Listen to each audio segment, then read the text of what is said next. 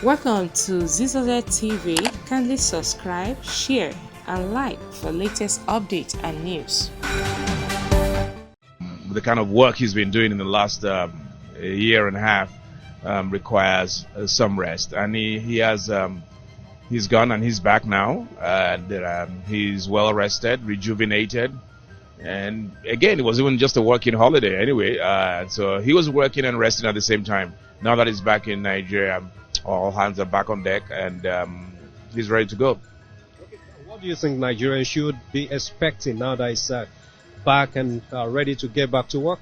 Just to continue from where he left off in terms of putting policies in place and making sure things are done right, making sure we're going the right direction. He's the captain of the captain of the plane, and he's working to get to a cruising level, which is exactly where we're going. And in a matter of time, Nigerians will begin to see the fruits of his labor and our labor. And so, I mean, just we're all expectant and hopeful, and we believe in the renewed hope. And Mr. President is back in Nigeria to continue the good work he's doing.